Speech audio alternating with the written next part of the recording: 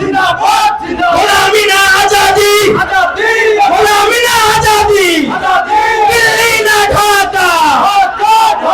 সংগ্রামী উপস্থিতি, এ পর্যায়ে আপনাদের সামনে বক্তব্য নিয়েছেন জাতীয় নাগরিক পার্টি এনসিপি কেন্দ্রীয় যুগ্ম আহ্বায়ক জনাব আলী আহসান জুনায়েদ।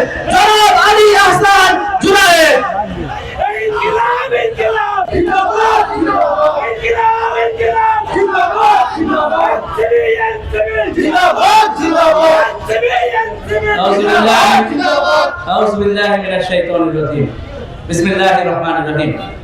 সংগ্রামী ঝিনাইদহবাসী, আমাদের কিছু আশা আকাঙ্ক্ষা প্রত্যাশার কথা আপনারা শুনলেন।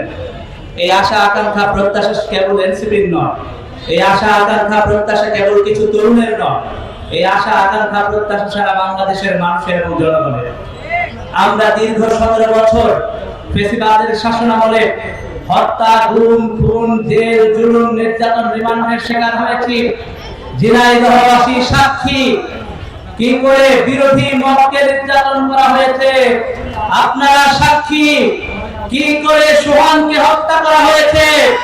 ঝিনাইদহবাসী সাক্ষী কি করে ঝিনাইদহের সন্তানদেরকে গুম করে জেল, জুলুম, নির্যাতন করে হত্যা করা হয়েছে।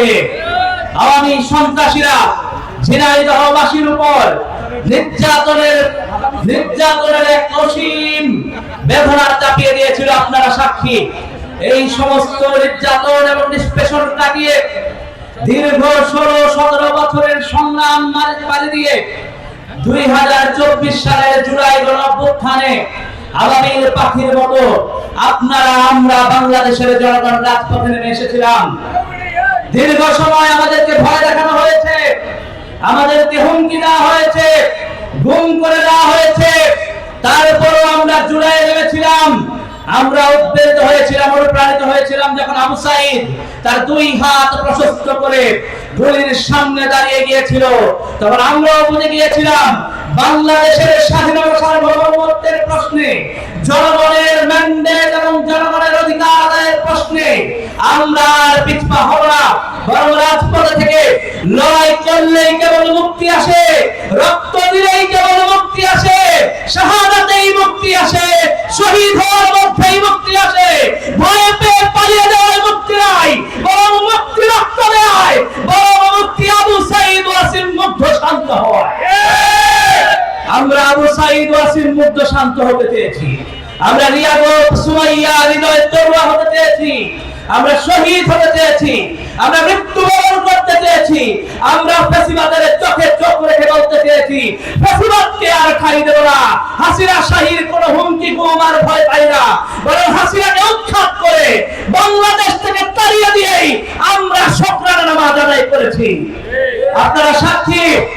এত সব রক্ত আত্মত্যাগ, 30,000 মানুষের হাত পা চোখ হারানোর পরে, 1400 এবং কিংবা 2000 মানুষের শাহাদাত বরণের পরে, সেই শাহাদাতের তালিকায় শিশু বাচ্চা থেকে শুরু করে নারী, আমার বোনেরা, আমার ভাইরা, আমার বাবারা, আমার মায়েরা, আমার রিকশা চালক, ভ্যান চালক, দোকানদার, শ্রমিক, কৃষক ভাইরা, আমার ছাত্র ভাইরা, প্রত্যেকের নাম ওই শহীদের তালিকায় আছে। বাংলাদেশের জনগণ দেখিয়েছে রক্ত যদি দিতে হয় তবে দেব, তবু বাংলাদেশকে মুক্ত করে ছাড়বো ইনশাআল্লাহ।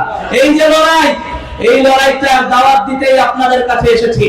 কারণ দীর্ঘ 2 বছরে 2024 সালের আগস্ট পরবর্তী সময় আজকে প্রায় 2 বছর সময়, আপনারা কি আপনাদের প্রত্যাশার বাংলাদেশ পেয়েছেন? পেয়েছেন? আমরা আমাদের প্রত্যাশার বাংলাদেশ এখনো পাই নাই। আমরা জুলাই স্লোগান দিয়েছিলাম, চেয়েছিলাম অধিকার, হয়ে গেলাম রাজাকার। আমাদের অধিকার আদায়ের প্রশ্নে আমাদেরকে কর্নার করে দেওয়া হয়েছিল। আপনারা কি আপনাদের অধিকার আদায় করে ছাড়বেন না? ছাড়বেন? অধিকার আদায় করে ছাড়বেন আপনারা? আমরা আমাদের অধিকার আদায় করে ছাড়তে পারতে হবে। জুলাই করেছিলাম। আপনাদেরকে মনে করিয়ে দিতে চাই কি সেই অধিকার। 2026 সালের 12 ফেব্রুয়ারি নির্বাচনে আমাদেরকে 2টা ভোটের অপশন দেওয়া হয়েছিল। আমরা একটা ভোট ছিল গণভোট, বাংলাদেশের সংস্কার এবং পরিবর্তনের প্রশ্নে গণভোট। আপনারা গণভোট দিয়েছিলেন? গণভোট দিয়েছিলেন? কি ভোট দিয়েছিলেন আপনারা? কি ভোট দিয়েছিলেন বাংলাদেশের জনগণ? আমরা হা ভোট দিয়েছিলাম। এই হা ভোট শুধু ভোট না,